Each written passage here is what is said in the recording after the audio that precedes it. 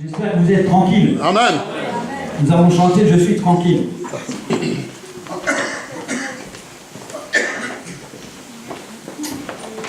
C'est merveilleux d'être dans la présence de notre Seigneur et ce matin nous voulons lui rendre honneur et gloire parce que c'est pour lui que nous sommes là.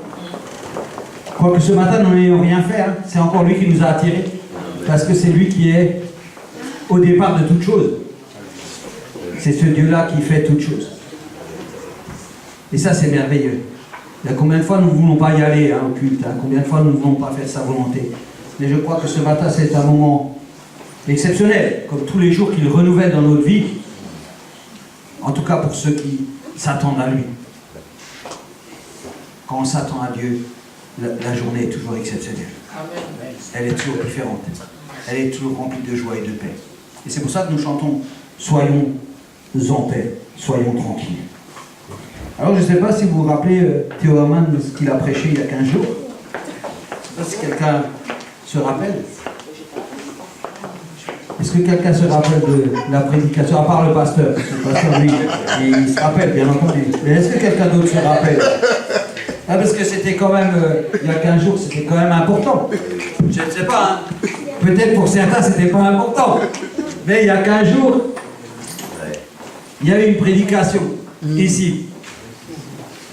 Et quelle était donc cette prédication?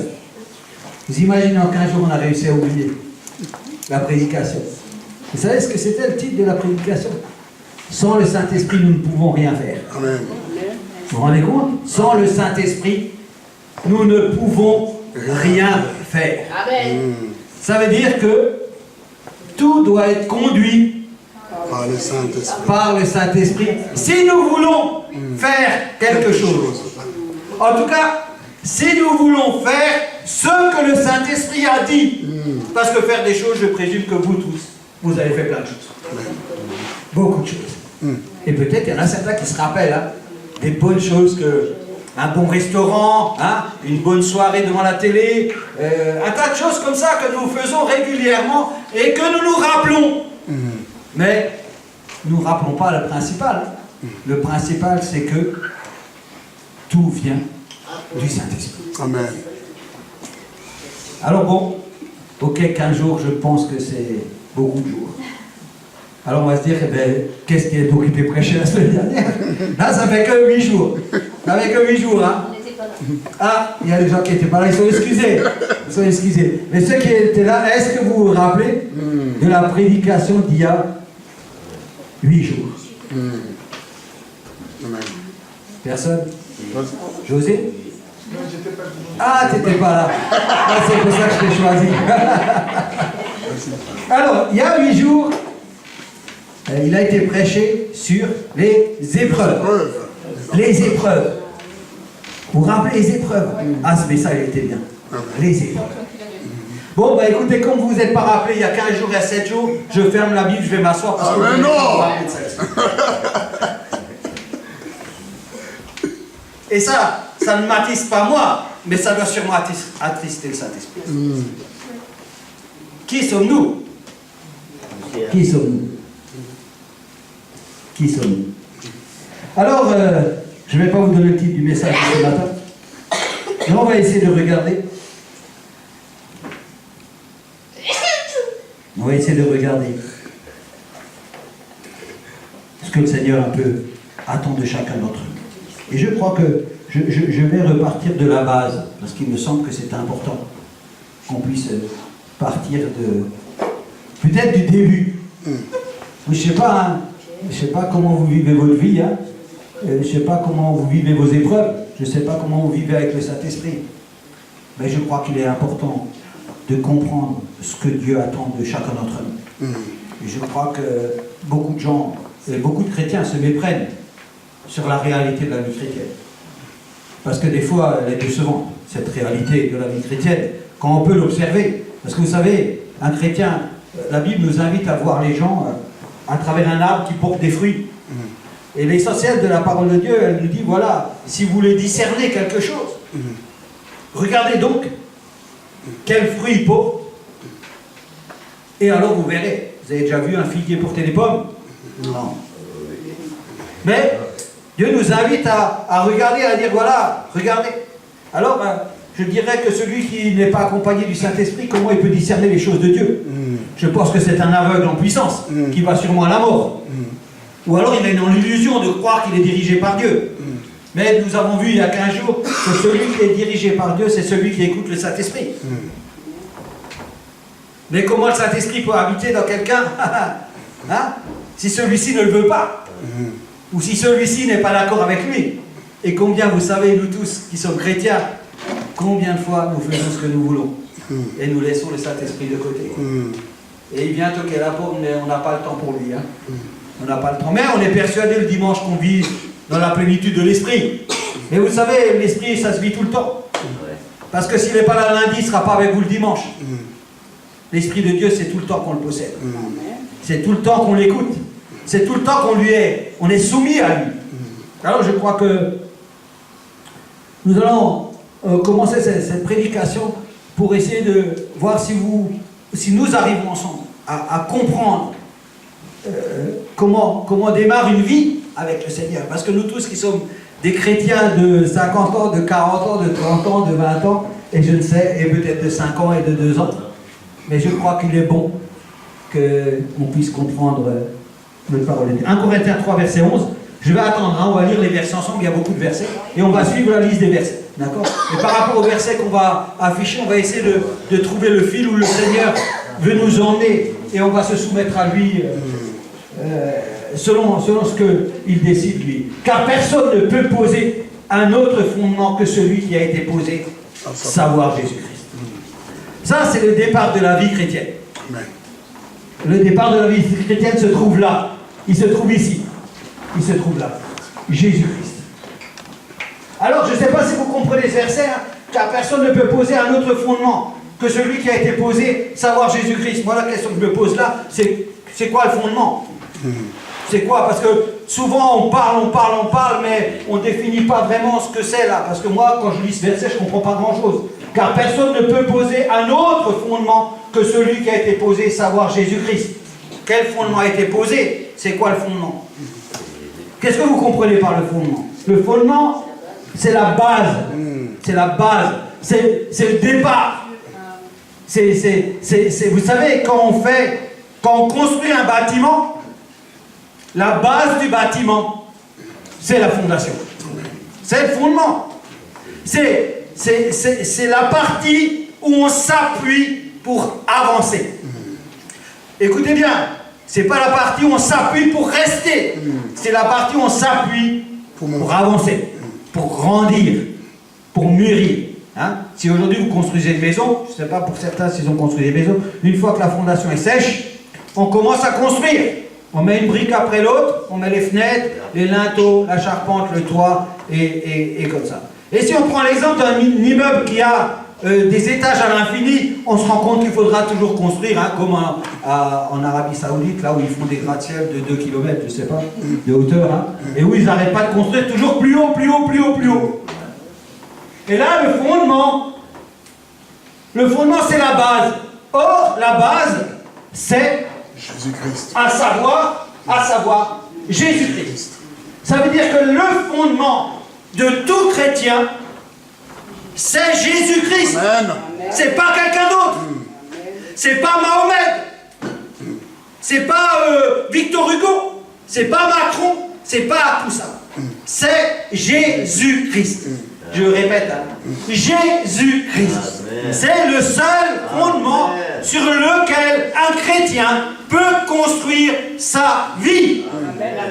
Or, dès qu'on n'est pas sur ce fondement, tout ce qu'on construit est voué à mourir et à l'échec. Maintenant, est-ce que vous avez tous construit sur le fondement de Jésus-Christ? Et là, je n'ai rien dit. Je n'ai rien dit. Absolument rien dit. Parce que la deuxième question que je devrais me poser, mais qui est donc Jésus-Christ? La vie. Ah, Jésus-Christ, c'est la vie. Et bien d'autres choses encore. Et bien d'autres choses encore. Mais Jésus-Christ, pour que je puisse poser mon fondement sur Jésus-Christ, je devrais connaître Jésus-Christ. Au moins, je devrais connaître Jésus-Christ. C'est comme si Daniel vient vers moi et me dit, Mario, mais à partir d'aujourd'hui, je suis ton fondement. Je dis, ok Daniel, je veux bien que tu sois mon fondement. Mais qui es-tu?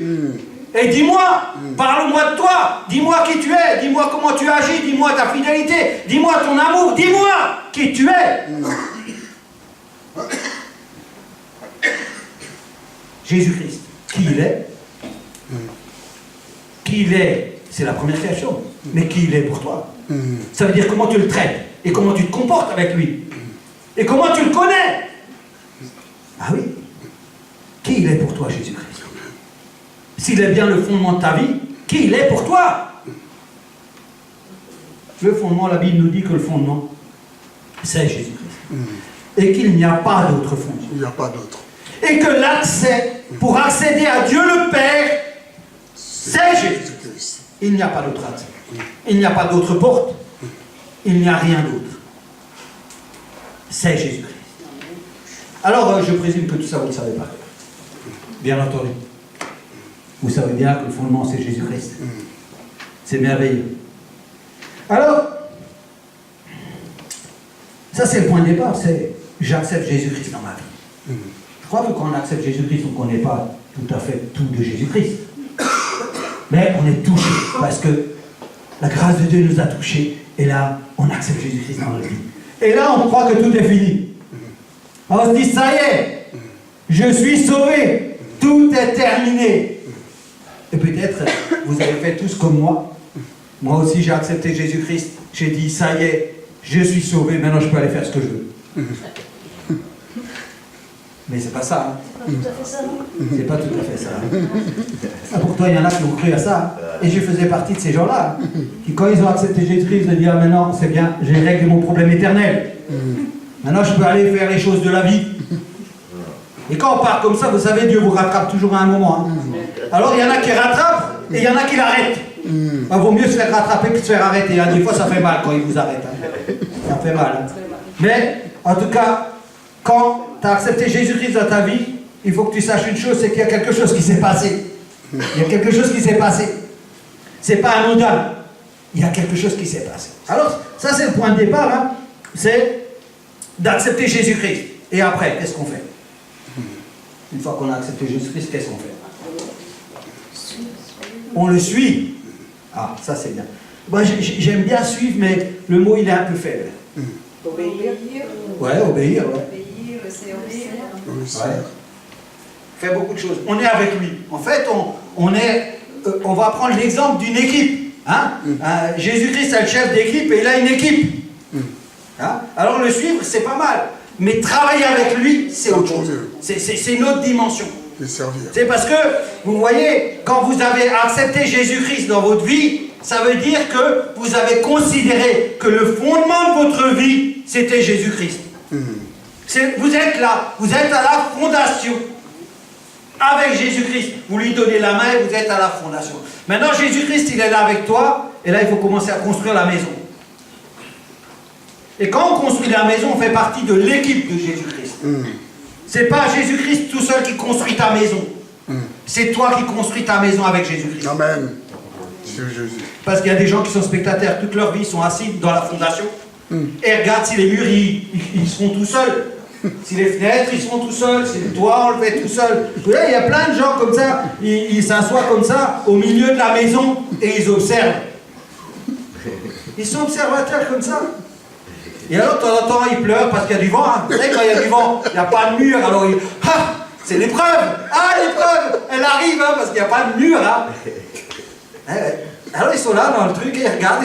Et les années passent, et les années... Ça s'appelle l'illusion. L'illusion. Ça dure une vie entière.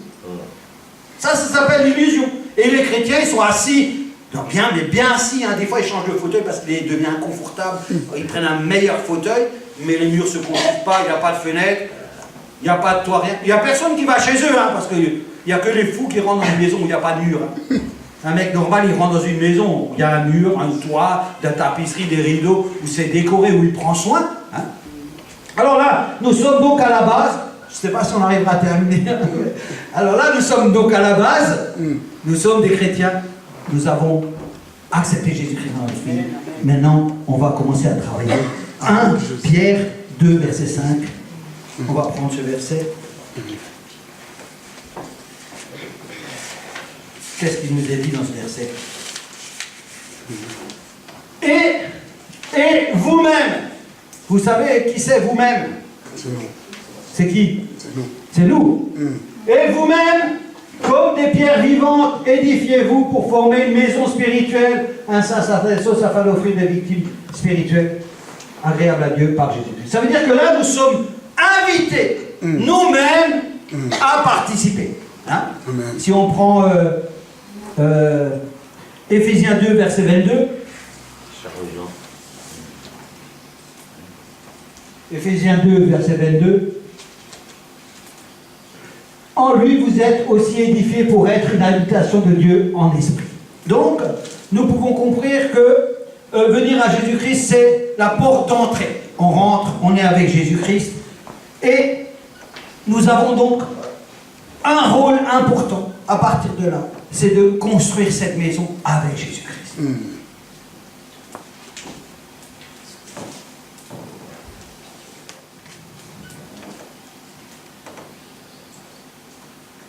Une fois que la fondation est posée, il faut construire sur cette fondation. Ça veut dire que le chrétien doit faire quoi? Le chrétien, quand il commence à construire, il devient quoi? Il devient quelqu'un qui croit spirituellement, qui avance. C'est-à-dire que quand on a la fondation, la base de la fondation Jésus-Christ, on a accepté Jésus-Christ dans notre vie, après on commence à grandir spirituellement. Grandir spirituellement. Ça mérite une toute petite pause.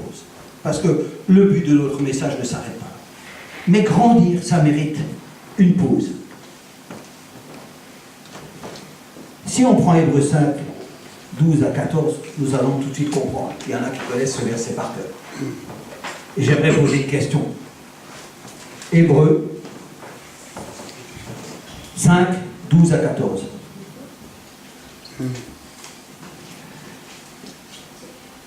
Qu'est-ce qu'il dit? Vous, en effet, qui depuis longtemps devriez être des maîtres. Là, quand il parle de vous, il parle de nous. Nous, là. Il parle des gens qui ont accepté Jésus-Christ, qui ont accepté le fondement de Jésus-Christ et qui devraient avoir construit cette maison. En tout cas, être à l'œuvre dans la construction de cette maison. Il est dit là, vous, en effet, qui depuis longtemps devriez être des maîtres. Est-ce qu'il y a un maître ici? Vous avez encore besoin qu'on vous enseigne les principes élémentaires des oracles de Dieu. Vous en êtes venus à avoir besoin de lait et non d'une nourriture solide. On suit, on continue. Or, quiconque en est honnête n'a pas l'expérience de la parole de justice, car il est un enfant. Mais la nourriture solide est pour les hommes faits, pour ceux dont le jugement est exercé par l'usage à discerner ce qui est bien et ce qui est mal. Dans ce passage-là, il y a quelque chose de très important. Dans tout le passage, il y a quelque chose d'important. Mais je voudrais vous dire juste une chose. C'est que celui qui croit spirituellement a la possibilité de discerner des choses. Amen. De voir des choses. Amen. Il y a quelque chose d'important. Or, ça veut aussi dire que celui qui est assis sur la fondation de Christ et qui ne construit pas, qui ne croit pas, ne voit rien. Ne voit rien. Vous devez bien comprendre ça, même quand vous l'avez entendu 20 000 fois. Je veux vous dire quelque chose ce matin. Écoutez bien ça. C'est très très important. Parce qu'il y a un nombre important de chrétiens qui sont assis et qui n'avancent pas vers Dieu. Et un chrétien qui avance doit pouvoir, discerner quelle est la volonté de Dieu. Discerner quelle est la volonté de Dieu. Parce que... Ok, donc là...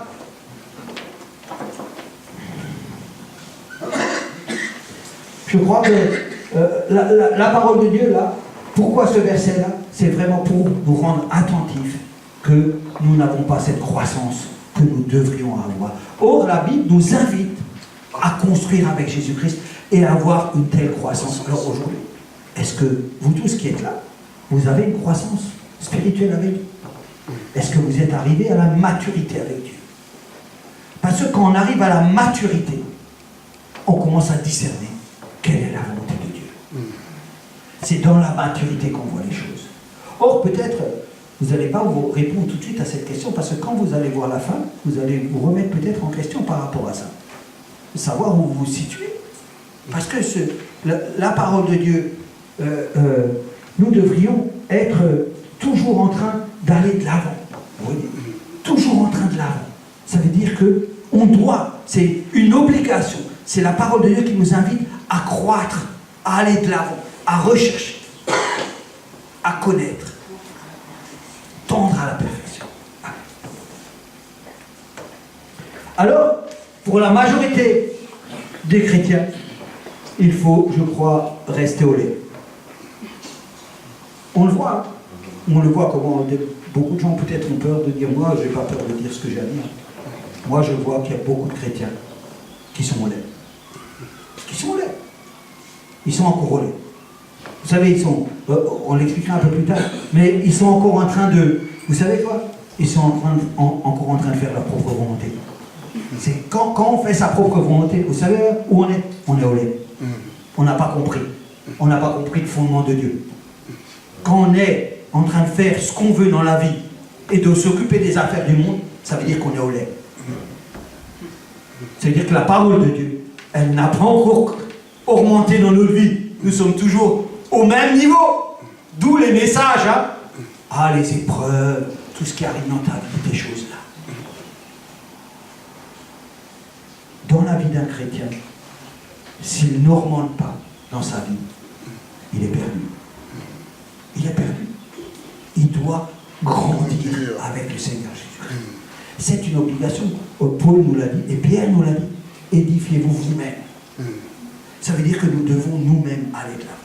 Alors pour la majorité des chrétiens, bien entendu, on retourne là à essayer de comprendre quel est le fondement. Parce que le fondement c'est compliqué, on va y revenir. On va prendre Hébreux 6, verset 1 à 3.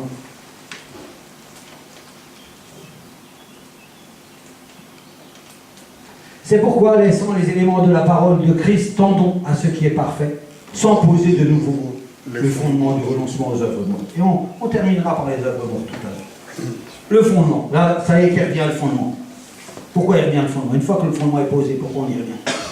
Pourquoi on remet en question le fondement? Le fondement, c'est qui? Jésus-Christ. Ça veut dire que, je ne sais pas pour vous, hein, accepter Jésus-Christ et construire sur le fondement, ça veut dire quoi? En réalité, on n'a pas bien répondu à la question avant. Qu'est-ce que ça veut dire pour un chrétien d'être sur le fondement de Christ? Qu'est-ce que ça veut dire en vrai, en nature? Ça veut dire que le fondement de Christ, c'est quoi le fondement de Christ? Qu'est-ce que dit Christ? Qu'est-ce qu'il est venu sur terre? Il a dit quoi, Christ? Qu'est-ce qu'il a dit? Il est venu pour quoi faire? Pour nous sauver. Il est venu nous sauver. Sylvain a dit, Jésus-Christ est la vie. Mais quand il est venu, il a fait quoi? Il a dit, repentez-vous et croyez. C'est pas ça qu'il a dit. Il a dit, repentez-vous et croyez. Oh, le fondement de Christ, si c'est Christ lui-même, pour connaître Christ, qu'est-ce que je fais? Je vais voir dans la parole qui est Christ. Qu'est-ce que je retiens de Christ et de sa vie? Si je regarde toute la vie de Jésus-Christ, qu'est-ce que je vais apprendre? Je vais apprendre qu'il est fidèle. Je vais apprendre qu'il pardonne les péchés. Je vais apprendre toute la vie de Jésus-Christ. Or, le fondement de Christ, c'est la vie de Jésus-Christ en moi. Ça veut dire que si j'accepte Jésus-Christ, j'accepte de vivre comme Jésus-Christ. C'est ça le fondement. Le fondement, c'est la même vie que Jésus-Christ a fait. La même. Le fondement, c'est ça. Ça veut dire je ne mens pas. Qu'est-ce qu'a fait Jésus tout au long de sa vie là? Est-ce qu'il a grandi spirituellement ou pas? Vous connaissez la vie de Jésus? Quand il est né, qu'est-ce qu'il a appris comme métier, Jésus-Christ? Charpentier. Ah, qu'est-ce que la Bible dit de lui? Que chaque jour il grandissait en stature. Il grandissait pas, il évoluait pas. Et à la fin, il n'allait pas prêcher dans les temples. Il n'allait pas se frotter au docteur de la loi. Et après, toutes les foules ne venaient pas parce qu'il guérissait les malades. La vie de Jésus-Christ n'a été que évolution. Or, notre fondement, c'est la vie, c'est l'exemple qu'il nous a laissé. C'est ça le fondement. Le fondement, c'est je vis comme Jésus-Christ vivait. C'est ça. C'est pour ça que la Bible nous invite à avoir le fondement de Jésus-Christ et pas un autre fondement, c'est le seul fondement qui est valable. Oh, Jésus-Christ était sans péché. Il était parfait, ça.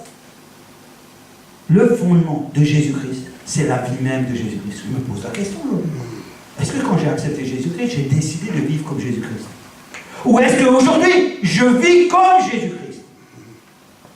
Or, si je ne vis pas comme Jésus-Christ, je remets en cause le fondement. Je ne remets pas en cause le fondement. Si moi, qui ai accepté Jésus-Christ, qui ai accepté de construire ma vie sur Jésus-Christ, et je n'en prends pas exemple, comment je vais construire ma vie? Je remets en cause mon... Je remets en cause le fondement sur lequel je me suis appuyé. Je suis un tricheur. Je suis un menteur. D'autres diraient, je suis faible et sans force. D'autres diraient, parleraient d'épreuves. D'autres diraient, je ne sais pas, quelle chose. Mais en tout cas, la Bible, elle nous enseigne une chose. Elle nous dit que nous ne pouvons pas construire notre vie sans nous appuyer sur la vie de Christ. C'est ce qu'elle enseigne, la Bible. Alors moi, la question que je nous pose, à nous tous, la construction de notre vie, elle est basée sur quoi?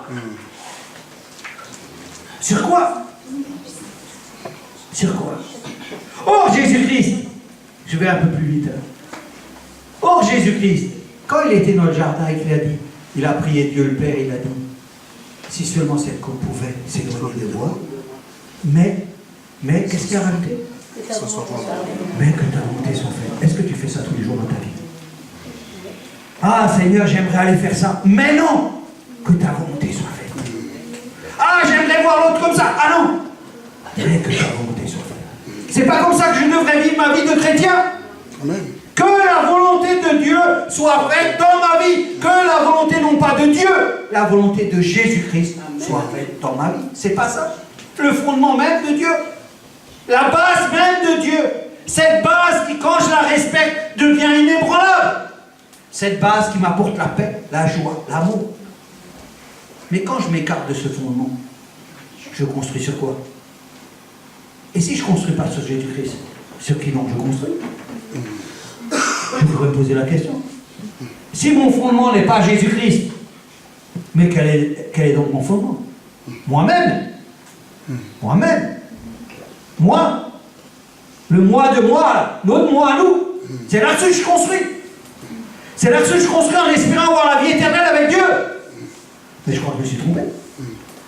Je crois que là, quand je lis Hébreux 16, que je suis encore au lait, ben je comprends que je suis encore au lait. Mais bien entendu que je comprends, puisque ma base même de ma vie chrétienne, elle n'est pas posée sur le fondement de Jésus-Christ.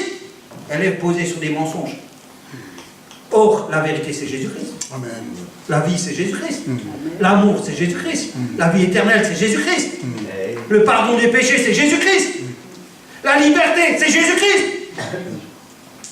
Le partage, c'est Jésus-Christ. Le fondement, c'est la base de ta vie.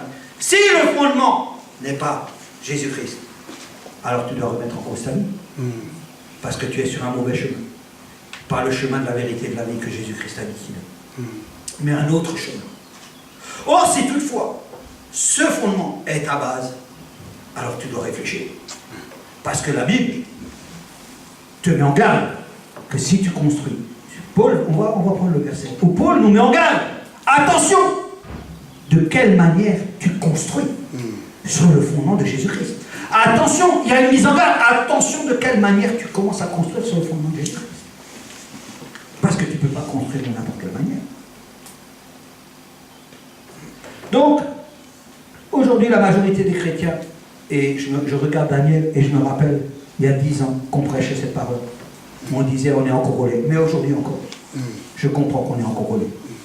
Je comprends qu'il y a beaucoup de gens, et quand je dis beaucoup, je pèse mes mots, qui sont au lait. Au lait, vous savez à quoi on remarque, je vous l'ai dit, on remarque au désordre qu'il y a dans les choses de l'œuvre de Dieu. Oh, l'œuvre de Dieu est parfaite. Et tout ce qui est dans l'œuvre de Dieu doit être parfait. L'œuvre de Dieu est sainte. Et tout ce qui est dans l'œuvre de Dieu doit être saint. L'œuvre de Dieu, c'est la soumission à Dieu. La soumission, est-ce que vous m'avez compris? La soumission, pas moi je vais à l'église quand je veux, moi à l'église je fais ce que je veux, moi ça je fais ce que je veux, moi je fais comme ça. Non, non, non, non. Ça, c'est de la gaminerie. C'est les enfants qui font ça. Les enfants. Mais les hommes qui ont la stature, ceux-là, ils écoutent l'Esprit de Dieu. Amen. Et ceux-là savent quand ils vont à l'église ce qu'ils doivent faire. Amen. Ils ne deviennent pas des pierres d'achoppement. Ils ne déstabilisent pas les autres. Non, c'est ceux qui construisent avec Dieu. Amen. C'est ceux qui vont de l'avant. C'est ceux qui ont pris position. Voilà.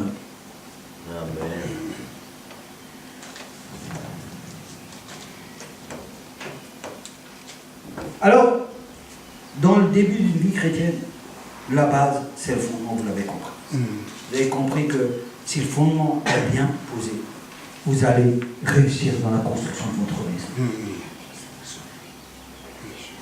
Mais vous allez avoir une maison. Si je voudrais juste donner un exemple, mais quand vous aurez construit une maison sur le fondement de Christ, beaucoup d'épreuves vous seront évitées, parce que vous serez gardés par la main de Dieu. Amen. Beaucoup de choses vous seront évitées, parce que vous avez construit.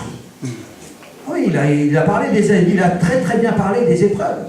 Mais combien d'arrivent d'épreuves parce que nous ne sommes pas gardés par le Seigneur et qu'il y a des choses qui passent à travers. Alors là, je ne sais plus à quel verset, c'est pour ça, laissant les éléments de la parole de Christ, tendons à ce qui est parfait sans poser de nouveau le fondement de renoncement des œuvres. C'est pourquoi, laissant les bases de l'enseignement relatif au Messie, tendons vers la maturité, sans avoir à reposer le fondement du renoncement aux œuvres mortes de la foi de Dieu. Notons que la maturité dont il est question consiste à bâtir au-delà des bases. La maturité, c'est quand la fondation est faite. Ça veut dire, quand on est mature, c'est qu'on ne remet plus en question le fondement. Quand on en est encore à remettre en question le fondement, on est nourri au lait. Quand le fondement est ancré dans notre vie, on peut commencer à construire avec Christ. Or, celui dont le fondement n'est pas en place ne peut pas construire quelque chose avec Jésus-Christ. Alors, si on prend le texte, c'était sur lequel je vais prendre un peu en avance. Je vais regarder. Dans l'hébreu. On peut continuer à voir ce qu'il y a après ce texte. On revient en arrière. Ouais, là, non, repart. En avant. En avant, 6-2. Voilà. Alors, il est dit ici que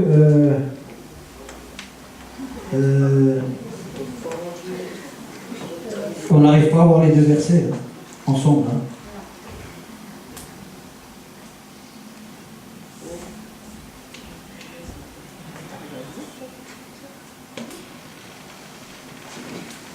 Alors, je vais prendre un hébreu.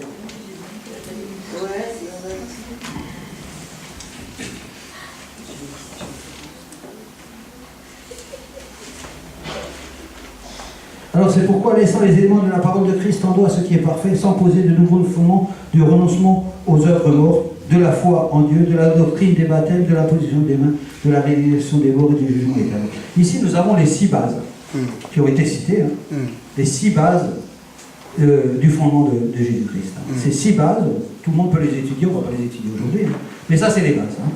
Ça, c'est la base que nous avons. Donc, on peut aller, si on veut, on peut aller plus loin pour essayer d'étudier ça. Chez vous, vous pouvez commencer à le lire. Hein. Ça fait partie des méditations de la parole de Dieu pour grandir. Mais je veux dire que ça, c'est le fondement. Quand on n'a pas compris ces 6 choses-là, on n'a rien compris. C'est-à-dire que quand on n'a pas compris ça, on est au lait. On est en train de prendre pas du lait dans la tasse, on est au biberon. On tête le biberon. Ça veut dire que quelqu'un tient le biberon. Mais ça, c'est les 6 bases, vous les avez dedans, les 6 bases de la doctrine, vous les avez là. Le renoncement aux œuvres mortes, de la foi en Dieu, de la doctrine des baptêmes, de l'imposition des mains, de la réduction des mots et du jugement éternel. C'est ce que nous ferons si l'Éternel le permet. Donc, nous continuons. On va seulement parler de la première. La première, c'est le fondement du renoncement aux œuvres mortes. C'est ce que nous n'allons pas essayer de parler avec notre Seigneur Jésus-Christ qui nous dirige et conduit toutes choses. Alors, le renoncement aux œuvres mortes, c'est quoi le renoncement pour vous? Qu'est-ce que ça veut dire? peut bien vouloir dire le renoncement. Renoncement à la chair. Ouais. Mais le mot renoncement, ça pourrait dire quoi? Le renoncement là, on parle de renoncement, mais il y a quelque chose de plus là. Renoncement. Abandonner tout ce qui était avant. Ouais, abandonner, renoncer. Changer de direction. Changer de direction. Donc on pourrait employer le mot repentir.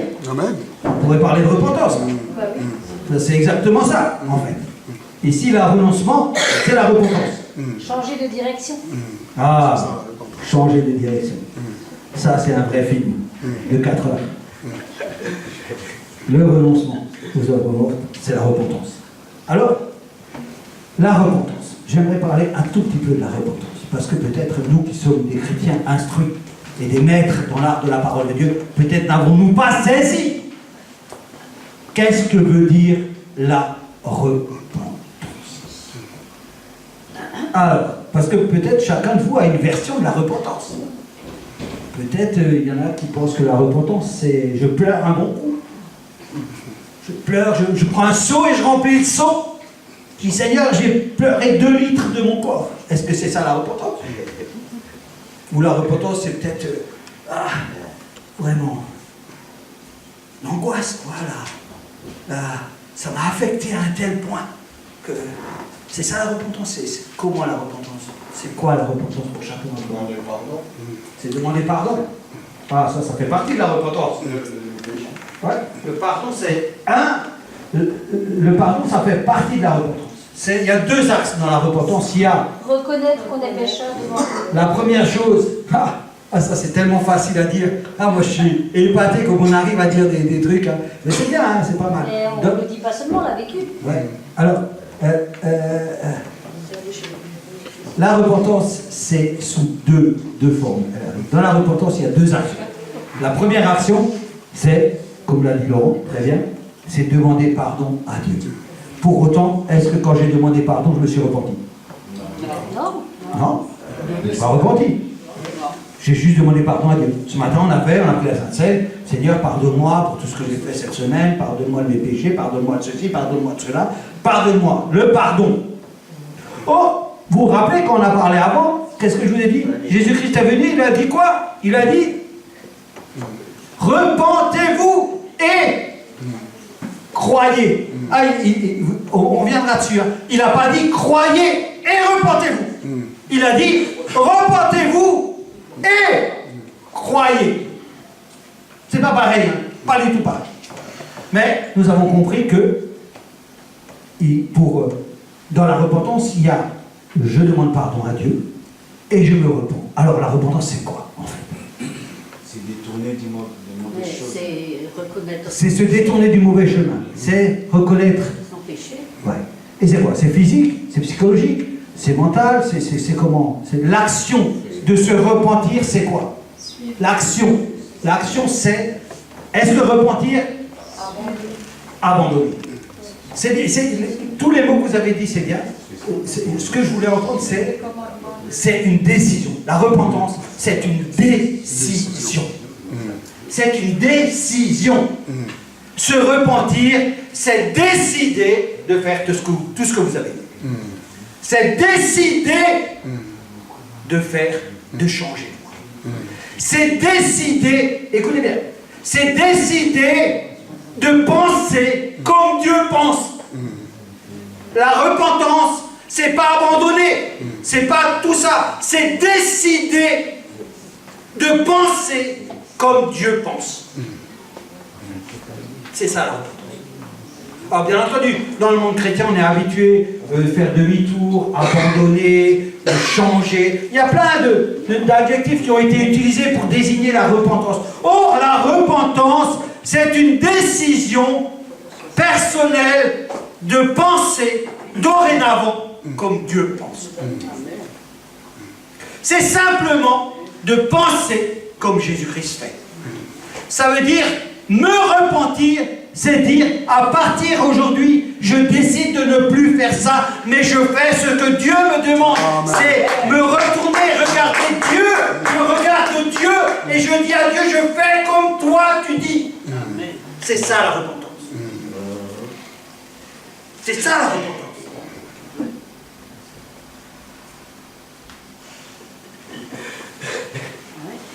Combien de fois nous nous sommes repentis et nous avons continué à marcher dans la même voie? Combien de fois? Combien de fois nous avons décidé de nous repentir et nous avons continué à marcher? Est-ce que ça c'est une repentance? Est-ce que se repentir, c'est dire pardon Seigneur, je ne le ferai plus et continuer demain? Ça c'est la repentance? On a posé les bases. On a posé la question. La repentance, rappelez-vous, Jésus-Christ a dit, repentez-vous. C'est une condition. Repentez-vous, c'est une condition. C'est pas, oh Seigneur Jésus, tu sais, je regrette. Vraiment, je regrette et je commence à pleurer. Et je suis attristé. Et ouais, Seigneur Jésus. Mais écoute, moi je te promets, demain je ne ferai plus. C'est fini, mais à partir d'aujourd'hui, je me repens. Ok, le lendemain arrive, tout recommence. Et là, alors là, bien entendu, alors là, on arrive dans le monde de l'illusion. Mais tu sais, Seigneur, moi, j'ai pas de force. Moi, j'arrive pas, Seigneur, j'ai pas de force. Et puis, pour d'autres, ça sera, il faut qu'on commence à chasser les esprits. Parce que si je chasse pas les esprits, ils vont m'attaquer, ils vont m'empêcher de me repentir. Oh, je vous rappelle une seule chose, que l'Esprit de Dieu nous pousse tous les jours à nous repentir. Il nous pousse. Parce que la repentance ne peut pas venir de toi. Même pas dans des films. La repentance, elle ne vient que de Dieu qui te pousse chaque jour à te repentir. Amen. Oh, écoute bien ce que je dis, je vais le répéter. Dieu te pousse à te repentir. Donc si tu n'arrives pas à te repentir, ça veut dire que tu n'écoutes pas Dieu. Ça veut dire que ça ne t'intéresse pas. Ce que Dieu te dit, ça ne t'intéresse pas. Ça veut dire que tu fais ce que tu veux. Ça veut dire que ton fondement n'est pas celui de Jésus-Christ. Ça veut dire que ton fondement, c'est toi-même. C'est ton orgueil, c'est ta personne. Et je vais te dire une chose, et si tu es comme ça, ta fin, ça sera la mort éternelle, sans Christ. Or, Dieu dit dans sa parole qu'il nous pousse à nous repentir. Si Dieu te pousse dans ta vie à te repentir, tu devrais comprendre combien il est important de se repentir.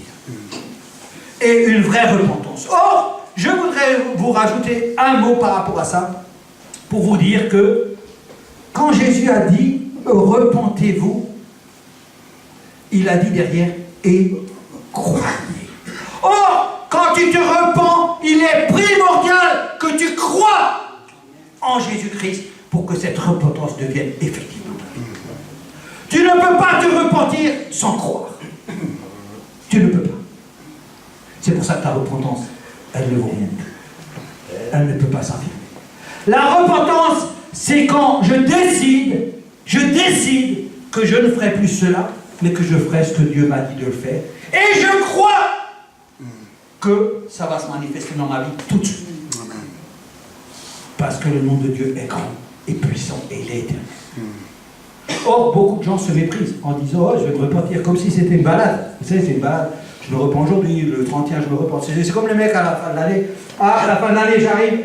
Ah, à la fin de l'année, c'est sympa, le 31 décembre, quand on dit à partir du 1er janvier, voilà ce que je ferai plus dans ma vie.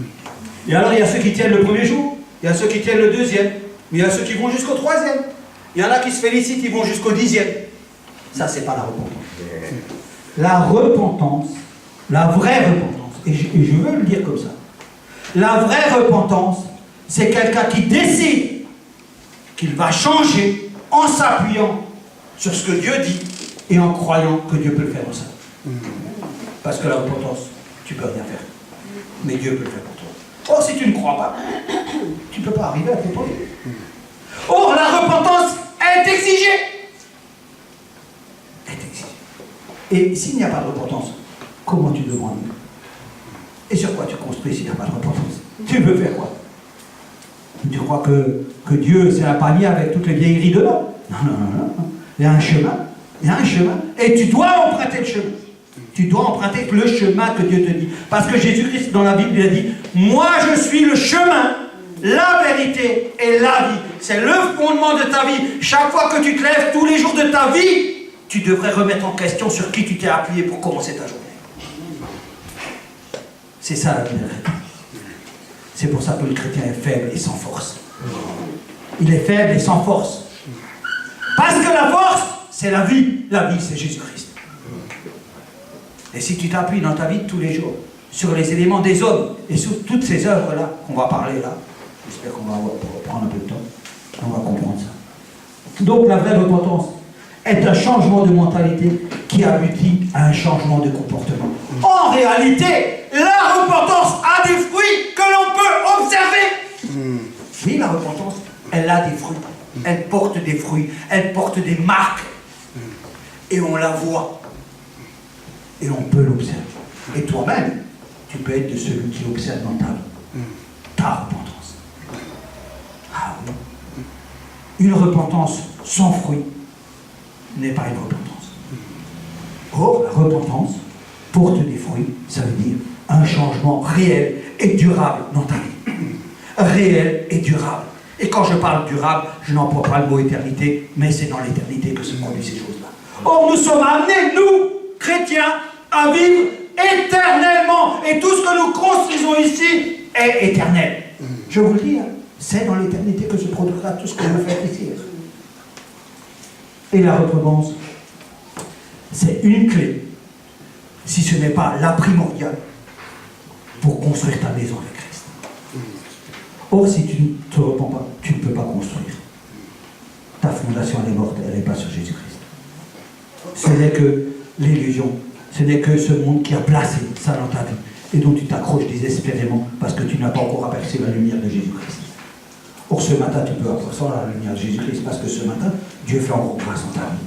Ce matin, tu peux encore te mettre à genoux et supplier la grâce de Dieu de te pardonner et que tu puisses te repentir. Vous savez, si je prends un exemple, je prends Judas. On va prendre l'histoire de Judas. Matthieu 27, 3 et 4. On va essayer de comprendre Judas. Est-ce que Judas s'est repenti, pas repenti? Qu'est-ce qui s'est passé? On va regarder si on peut le mettre. Et on va essayer de faire un autre exemple pour voir les deux choses, si on peut les comparer. Matthieu 27, verset 3. Alors Judas, qui avait livré, voyant qu'il était condamné, fut pris de remords. J'aime bien ce texte-là parce que dans Louis II, il y a pris de remords. Et rapporta les 30 pièces d'argent aux principaux sacrificateurs et aux anciens. On continue, on va suivre. En disant, j'ai péché. En livrant le sang innocent, ils répondirent, que nous importe, cela te regarde. On continue. Judas jeta les pièces d'argent dans le temple, se retira et alla se pendre. Alors, qu'est-ce que vous pensez de cette histoire? Il y a plein de gens qui se posent si Judas est sauvé ou pas. Je l'ai entendu chaque fois, on me demandait, est-ce que Judas est sauvé ou il n'est pas sauvé? Oh, regardez, aujourd'hui ça nous est égal, c'est pas important pour nous. Mais vous avez vu le procédé. Et Judas, qu'est-ce qu'il a fait? Vous connaissez tout Judas? Ça fait partie de la fondation de Judas. Judas, il a livré Jésus-Christ. Il a livré Jésus-Christ. Il a livré, pourquoi? Pour 30 pièces d'argent. On connaissait Judas. Judas, on savait qu'il avait un penchant pour l'argent. Il a pris ses 30 pièces et il a livré Judas. Les circonstances qui se sont passées dans sa tête, en plus des 30 pièces, peu nous apportent. Mais la Bible nous dit que, on peut revenir au début, verset 2. Alors Judas, après avoir lié, non, voilà. Alors Judas qui l'avait livré, voyant qu'il était condamné, fut pris de remords. Ah, il fut pris de remords. Est-ce que les remords, c'est une repentance? Non. La Bible nous dit, il fut pris de remords. Il n'a pas demandé pardon. Il a regretté son geste. Mais là, dans la repentance là, il fut pris de remords et rapporta les 30 pièces. C'est pas mal ça, hein?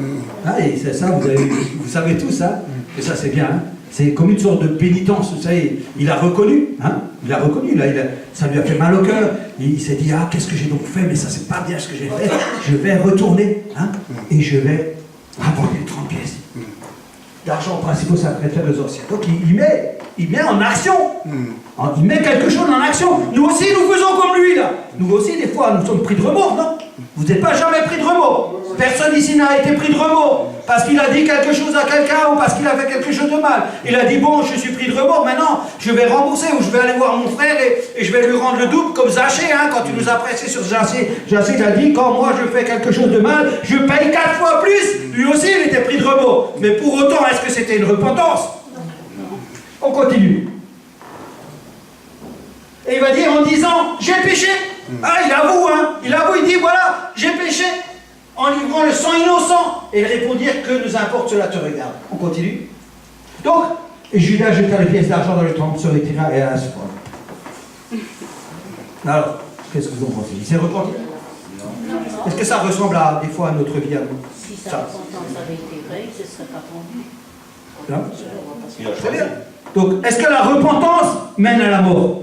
Non, Non. la vie. La repentance mène à la vie. Or, Jésus-Christ a prêché, reportez-vous et croyez. Or, quand il se définit Jésus-Christ lui-même, il dit, moi je suis le chemin, la vérité et la vie. Or, là, on a bien compris une chose, et c'est bravo, parce que vous avez bien compris que, en fait, dans ce passage, on comprend très bien que Judas ne s'est pas repenti. Il a eu des remords. Mais si c'était repenti, il ne serait pas allé se pendre. Or, sa fin nous a montré qui il était. Sa fin nous a montré qu'est-ce qui s'est passé. Il ne s'est pas repenti. Mais nous sommes des fois comme lui. Et parce que nous sommes comme lui, nous croyons des fois que nous nous sommes repentis. Or, c'est faux. Ce n'est pas une vraie repentance. C'est une fausse repentance. Quoique tu aies des remords, de la tristesse, mais si on prend les passages hein, où c'est marqué. Si on prend 2 Corinthiens, versets 7 et 9, on va juste regarder un passage pour que vous soyez confirmés dans.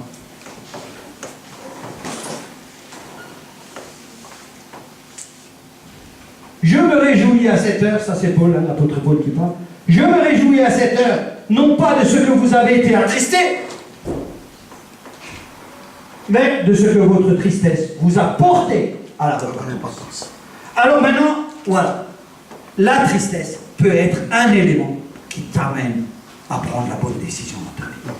Oui, la tristesse fait partie de l'élément qui va te permettre de te repentir. Mais la tristesse n'est pas la repentance. Pas du tout. L'apôtre Paul nous l'explique bien ici, dans ce verset, il est clair. Car vous avez été attristés selon Dieu, afin de ne recevoir de notre part aucun dommage. Donc la tristesse, quand on est triste parce qu'on a mal fait, ce n'est pas un signe de la repentance, mais c'est le début du chemin pour aller vers la repentance. Donc on a vu Judas, on a vu, il y a Ésaü, c'est pareil. Ésaü c'est plus compliqué, ça mériterait qu'on prenne un culte sur Ésaü. Ésaü qui a vendu son droit d'aînesse. Il a mal perçu. Parce que le droit d'aînesse c'est quelque chose de saint. Lui aussi il a pleuré, toutes les larmes de son corps.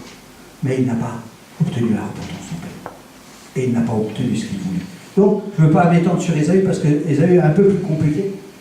Et il mériterait du temps pour qu'on puisse le voir.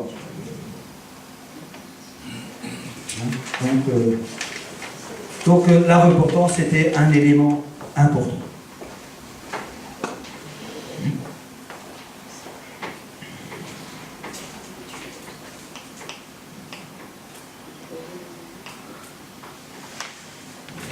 Alors, j'ai péché.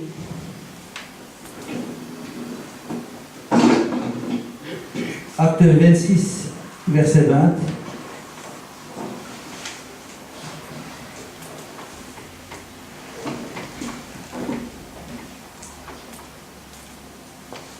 Alors, à ceux de Damas d'abord, puis à Jérusalem, dans toute la Judée et chez les païens, j'ai prêché la repentance et la conversion à Dieu avec la pratique d'œuvres dignes de la repentance.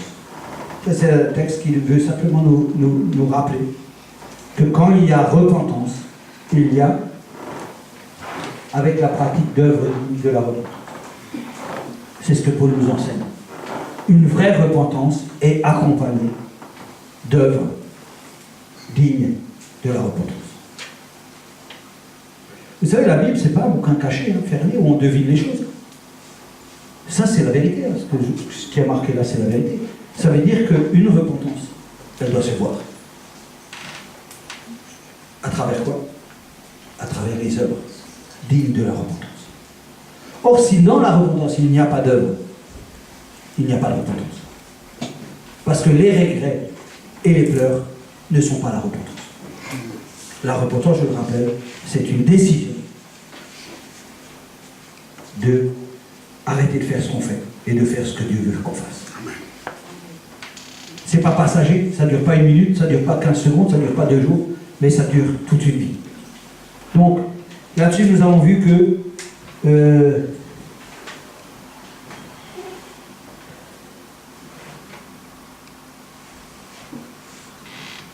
alors, nous arrivons aux œuvres mortes.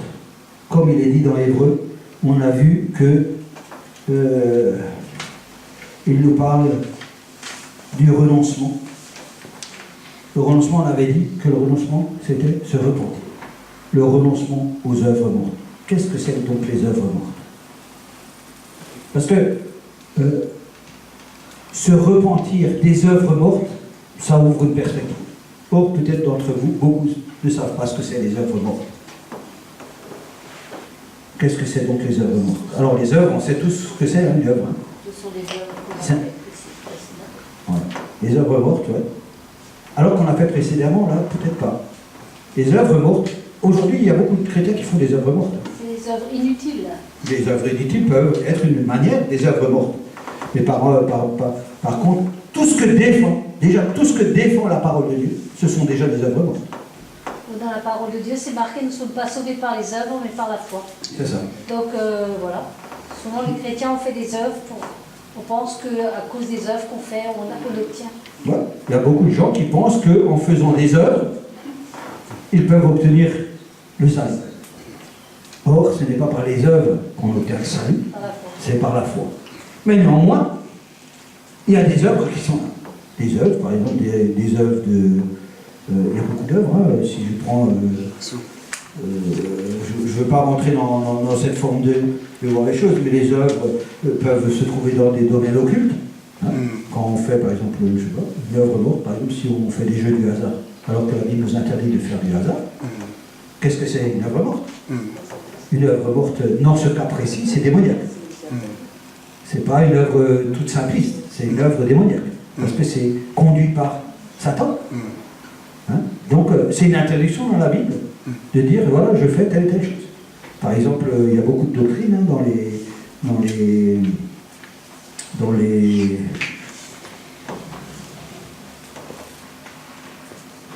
la franc-maçonnerie, dans le New Age, enfin, il y a beaucoup de domaines où il y a des œuvres mortes. Mais je ne veux pas rentrer dans ce domaine, je voudrais rentrer dans le domaine des œuvres mortes, des choses que nous faisons. Des actes. Ouais, des actes que nous faisons sans l'approbation de Dieu, c'est-à-dire de nous-mêmes. Ça veut dire que la première chose qui se passe dans la vie d'un chrétien, la première chose, je le dis bien, et ça nous devrions tous, il n'y en a pas un ici qui est en dehors de ce que je dis, nous devrions tous aller revoir Dieu pour nous soumettre à lui. Parce que la première chose dans la vie d'un chrétien, c'est d'être soumis à Dieu. La soumission implique l'obéissance à la parole de Dieu. Or, pour obéir à Dieu, il faut entendre Dieu. Or, pour entendre Dieu, il faut grandir. Celui qui ne grandit pas n'entend pas Dieu. Celui qui ne grandit pas, il peut venir devant et dire « Ah, Dieu m'a dit ». Et ça commence à être une œuvre morte. Ça, c'est des œuvres mortes. Et il y a beaucoup dans la Bible qui parlent de ça. Et ça veut dire que nous tous, nous faisons une multitude d'œuvres mortes. Pourquoi? Parce qu'elles sont dirigées, elles ont leur départ en maladie. Elles ont leur départ en nous. Ah, je ne parle pas que c'est bien ou pas bien. Il y a beaucoup de gens qui s'imaginent que les œuvres qui font bien sont des œuvres qui enrichissent le royaume de Dieu. C'est faux, je vous dis tout de suite, c'est faux. C'est faux. Et vous pouvez même ne pas être d'accord avec moi. Vous pouvez tous ne pas être d'accord avec moi. Et je vais vous dire une chose. Une œuvre morte, c'est une œuvre qui ne trouve pas son départ dans le Saint-Esprit. Ça reste une œuvre morte. Ça veut dire qu'elle est stérile. Ça veut dire que les chrétiens sont déçus. Vous savez pourquoi ils sont déçus? Parce qu'ils font des œuvres. Mais quand ils arrivent, ces œuvres, elles sont mortes. Elles ne vont pas trouver un aboutissement dans le Seigneur. Pourquoi? Parce que le point de départ d'une œuvre, c'est le Saint-Esprit. C'est pour ça que je vous ai dit, il y a 3 jours, on a prêché quoi? Je vous ai dit, il a très bien prêché cet homme en disant que tout se fait que par le Saint-Esprit. Il n'y a rien d'autre qui peut se faire. Si quelque chose se fait en dehors du Saint-Esprit, c'est une œuvre morte. Elle n'a pas de suite. Elle ne produit rien. Elle est décevante. Elle n'a pas de couleur et pas de vie. Et combien de chrétiens s'accrochent aux œuvres mortes? Vous savez, il y en a qui... Ah, j'étais là, j'ai fait ceci, j'ai fait cela, j'ai fait ceci. Et cela bloque la vie des chrétiens. Les œuvres mortes, hein, ça bloque la vie d'un chrétien. Cette vie, elle est stoppée net. Pourquoi? Parce qu'il n'est pas soumis à l'autorité de Dieu. Et il n'est pas soumis au Saint-Esprit. Oh, vous devriez tous. Et là, c'est là où on arrive dans la maturité spirituelle. Celui qui a la maturité, la Bible dit que celui qui a la maturité sait discerner les choses. Écoutez la parole de Dieu. Celui qui a la maturité, c'est celui qui sait ce que Dieu veut. C'est pas marqué dans la Bible que celui qui a la maturité va pleurer chez Dieu pour savoir ce que Dieu sait. Non, celui qui a la maturité a la connaissance de qui est Dieu et ce que Dieu veut. Combien de fois ça a été prêché ici? Qu'est-ce que Dieu veut? Or, la Bible dira, dans Éphésiens, il dira que Dieu a préparé des bonnes œuvres afin que nous les pratiquions. Mais vous devez comprendre que tout se trouve dans Dieu. Il n'y a rien en dehors de Dieu. Rien. Il n'y a pas de commencement de quoi que ce soit dans nos vies. Non, non, non.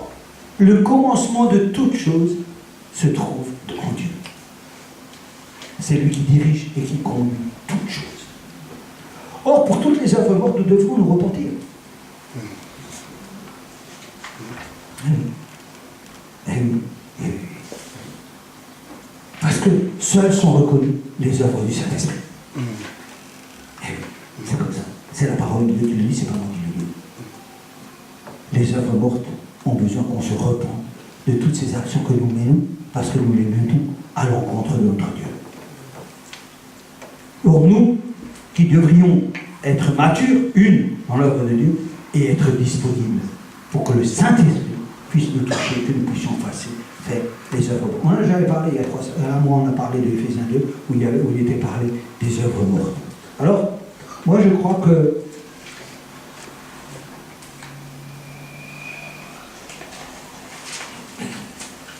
j'aimerais qu'on reprenne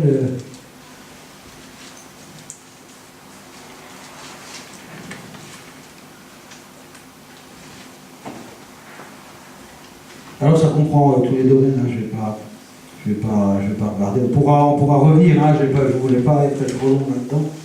Donc, alors, moi j'aimerais dire encore un point, hein, j'aimerais vous amener à une évidence par rapport aux œuvres mortes. Hein. Est-ce que vous connaissez tous Romains 10, verset 8? Est-ce qu'on pourrait voir le verset Romains 10? Car tous sont péchés, sont fait les œuvres de Dieu. Je vais terminer là-dessus. Que dit-elle donc la parole? Est près de toi, dans ta bouche et dans ton cœur. Or, c'est la parole de la foi que nous prêchons. On peut continuer? J'étais un peu trop tôt. Si tu confesses de ta bouche le Seigneur Jésus, et si tu crois dans ton cœur que Dieu l'a ressuscité des morts, tu seras sauvé. On va s'arrêter sur un point. Si tu confesses de ta bouche. Ça veut dire que pour accepter Jésus-Christ dans sa vie, il faut le confesser de sa bouche. Sa bouche. Et je dis, aujourd'hui, je confesse que Jésus-Christ est mon Seigneur. C'est reconnu par nous. Si aujourd'hui je dis que Jésus-Christ est mon sauveur et que j'accepte Jésus-Christ dans ma vie, Dieu l'accepte. Parce que je l'ai confessé de ma bouche. Or, est-ce que vous savez combien de fois nous avons confessé des œuvres mortes de notre bouche? Donc si notre bouche et notre parole a une telle action pour être sauvée, n'a-t-elle pas une telle action pour nous arrêter quand nous confessons des choses qui n'appartiennent pas à Dieu? Je voudrais juste vous rendre attentif à ça, afin que vous puissiez méditer sur cette parole. Parce que si ta parole est capable de te sauver parce que tu confesses Jésus-Christ, quelle valeur a ta parole quand tu dis que des choses mauvaises de ta bouche? Si je vois mon frère José, par exemple, je lui dis, ah, mais tu sais, Patrick, il fait ça, fait ça, fait ça, fait ça, fait ça. Pendant 10 minutes, je dis plein de choses sur Patrick, des choses mauvaises. José, lui, il va le répéter à Max. Il va dire, Max, ah, tu sais ce que Mario m'a dit? Il m'a dit que Patrick, il fait ça, ça, ça, ça. Mais ces paroles-là, plus personne ne peut l'arrêter. Elle est partie. Vous ne savez pas les dégâts qu'elle peut faire. Hein? Parce que personne ne peut plus l'arrêter, c'est fini, elle est partie. Marc, je ne sais pas, qui va avoir des copains de boulot qui ne nous connaissent pas. Et un jour, elle va revenir. Elle aura fait 10 000 kilomètres, elle va revenir chez le jeune là. Benjamin dit, ah, vous savez ce que j'ai entendu? Quelqu'un connaît notre Patrick, là, il m'a parlé, j'étais en vacances, il m'a dit ça. Vous vous rendez compte à quel point tout ce qui sort de notre bouche a une importance dans ce monde et dans le monde spirituel. Donc, je ne vous dis pas aujourd'hui de faire attention à ce que vous dites, je crois que vous devriez le faire. Si vous êtes mature, vous devriez toujours peser avant de parler. Mais je vous dis que tout ce que nous avons proclamé de notre bouche en œuvre morte, aujourd'hui, mérite d'être, de se repentir. Il faut se repentir de toutes ces choses-là. Il faut vraiment se repentir. Parce que sans repentance, je voudrais vous dire juste une chose, sans repentance, il n'y a pas de salut. Sans repentance, il n'y a pas de salut. Et quand je parle de repentance, je parle de la vraie repentance. La repentance qui porte des œuvres dignes de cette repentance. Si avant, je mentais, je décide aujourd'hui de plus mentir, je ne mens plus. Si avant je médisais, je décide qu'à partir d'aujourd'hui je ne médis plus, je me repens de la médisance et je me tourne vers Dieu. Ça veut dire que dans notre vie, nous avons aujourd'hui, c'est le Seigneur qui nous met ça devant nous, c'est pas moi, moi je ne suis pas venu avec la parole de Dieu, la parole de Dieu, elle existe sans Marie-Moi. La parole de Dieu est la vérité. Mais aujourd'hui, Dieu nous aime. Il nous aime tellement qu'il aimerait qu'on soit juste sur le bon chemin. C'est pas parce qu'on appartient à une église, c'est pas parce que le dimanche on va à l'église, c'est pas parce que le mardi on va à l'église, c'est pas parce qu'on est devant ici, c'est pas parce qu'on est devant ici, c'est pas tout ça qui fait de nous un chrétien. Non, non, non, non, non, non. Un chrétien, c'est quelqu'un qui porte des bonnes œuvres et qui fait ce que Dieu dit, quand il le dit et où il le dit. C'est ça la vie avec Dieu. Ne vous y trompez pas. Ne restez pas enfermés dans l'illusion. Ne restez pas comme les gens qui réfléchissent pas et qui se mettent en retrait de l'église, qui ne font plus ça, qui font... Vous savez, Ésaü a fait ça. Ésaü a fait ça. Dieu avait décidé à Ésaü d'avoir le droit d'aller c'était l'aîné. Ben lui, il a négligé. Il a foulé au pied Dieu ce que lui avait dit. Et quel en a été le résultat? Quel en a été le résultat? Ça veut dire que, vous savez, nous devons, comme l'apôtre Paul dit, quand nous commençons à construire sur la fondation de Jésus-Christ, nous devrions être prudents.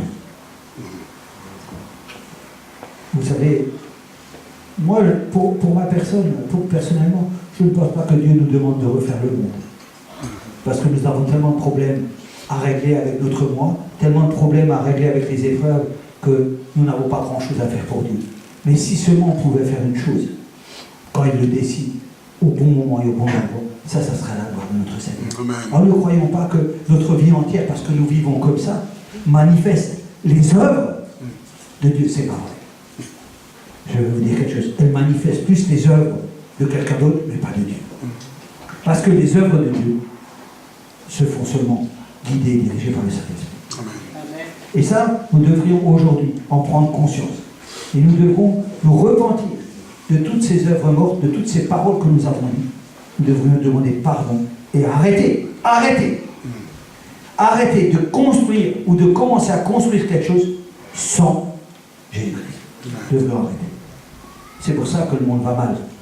C'est pour ça que les gens vont mal. Parce qu'ils croient entendre Dieu, mais ils n'écoutent pas Dieu. Et quand on n'est pas avec Dieu, la Bible nous enseigne que celui qui n'est pas avec Dieu, il est contre Dieu. Ça veut dire que tout ce que tu fais où le Saint-Esprit n'a pas donné l'aval, tu t'es placé contre la volonté de Dieu. Ah oui, il n'y a pas de place intermédiaire. Quand tu ne fais pas ce que l'Esprit te dit, tu fais quelque chose d'autre, ça veut dire que tu es contre. Ça ne veut pas dire que tu es au milieu là et que tu es en train de barboter dans la piscine. Non, ça veut dire que tous tes agissements vont à l'encontre du plan parfait de notre Seigneur. C'est ça que ça veut dire. Et ça, on ne le dit pas assez souvent dans les églises. Dans les églises, on dit, ah non, brave chrétien, c'est bien. Vous êtes gentil, c'est bien. Vous êtes beau, gentil, vous venez à l'église le dimanche. Mais nous, on a besoin de personne à l'église le dimanche. Nous, moi, j'ai besoin de personne à l'église. Tout le monde peut rester à la maison. Hein. Parce que l'église, elle est remplie d'hypocrites. Hein. On n'en a pas besoin. Hein. Ils n'ont qu'à rester chez eux dans leur quartier. Hein. Ils n'ont qu'à porter les œuvres de leurs fruits mauvais. Parce que un jour ou l'autre, quand Jésus reviendra, ils auront leur salaire. Amen, amen. Et moi, je ne serai pas avec eux. Je serai du bon côté. Et après, les gens qui viennent à l'église, c'est pour s'humilier devant le Dieu de 3 fois 5 parce que vous ne connaissez pas qui est Dieu.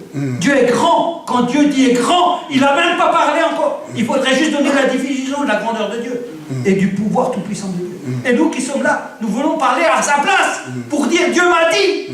Mais méfie-toi quand tu dis Dieu t'a dit. Ah. Mais tu es courageux quand tu dis Dieu m'a dit. Et ça ne se réalise pas. Là, tu as du courage. Hein. Là, tu as du courage. Hein. Là, il faut se lever le matin. Hein. Mais moi, je n'ai pas ce courage. Moi, je réfléchis. Et je demande grâce à Dieu tous les jours de ma vie pour que ma bouche, elle soit le reflet de ce que Dieu veut et pas de ce que moi je veux. Parce que c'est un grand péché de s'élever contre Dieu. N'oubliez pas. Donc, nous devons faire attention. Nous sommes un peuple que Dieu a choisi. Il nous aime. Et il va nous conduire avec patience, avec persévérance et avec amour. Mais faut-il encore ne pas refuser que le Saint-Esprit te dirige dans ta vie. Sois ouvert et laisse le Saint-Esprit. Si tu ne sais pas faire une chose, implore la grâce de Dieu parce que Dieu entend tes supplications et il intervient dans ta vie pour t'aider à les amener à la perfection. Et ce matin, c'est ça que vous devez retenir. Vous, les chrétiens qui avez 50 ans de chrétiens, est-ce que le fondement de votre vie, est-ce que c'est bien Jésus-Christ? Posez-vous la question. Je ne vous mets pas le doute, mais je vous demande, posez-vous la question. Est-ce que votre vie reflète votre fondement? Est-ce que votre vie reflète la vie de Jésus-Christ? Est-ce que nous sommes patients comme Jésus-Christ? Est-ce que nous sommes bons comme Jésus-Christ? Est-ce que nous sommes lents à la colère comme Jésus-Christ? Est-ce que nous sommes toutes ces choses que Jésus-Christ nous a montrées et nous enseigne jour après jour? Hein? Ton trésor, il est où? Et je crois que ça, le Seigneur, quand il permet qu'une parole soit dite, c'est de l'amour de Christ. Amen. C'est l'amour de Christ. C'est pas Dieu n'a rien contre nous. Nous sommes trop petits. Mais il aimerait tellement que nous puissions être avec lui tous les jours. Je vais vous inviter à vous lever. Nous allons arrêter tout là. Nous allons prier ensemble.